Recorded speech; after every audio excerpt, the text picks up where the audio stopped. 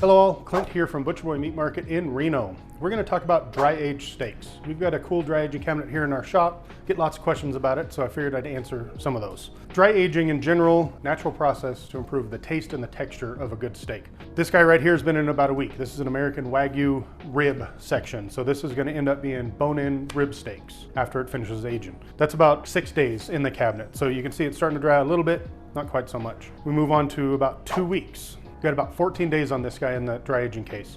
At that point, some of the natural moisture in there has evaporated because it's refrigerated, low moisture environment in there, which is going to concentrate the flavors of the steak. Also, the enzymes naturally present have started to work on the protein bonds and break those down. Going to add some tenderness. A little bit of enhanced flavor at 14 days. Then when we get to 21 days, all that tenderness is there and the flavor has matured a little bit. So at 21 to 28 days, a lot of people say it's earthy, mushroomy, maybe nutty flavor on top of the great steak, and super nice and tender. So in that 21-day range, you can see we've got that hard skin on the outside called a pellicle. A little bit of healthy white mold, just like you'd have on salami, just a natural part of the process.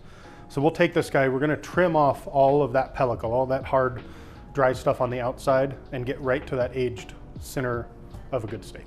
We generally love that 21 to 28 day range. Sometimes we'll go a little bit more. Once you go past 28 days, I personally had steaks up to like 300 days. You get blue cheese, you get a lot of funk in them. It really almost doesn't taste much like a steak anymore. The texture is there. But for us, that 21 to 28 day range is spot on for most folks.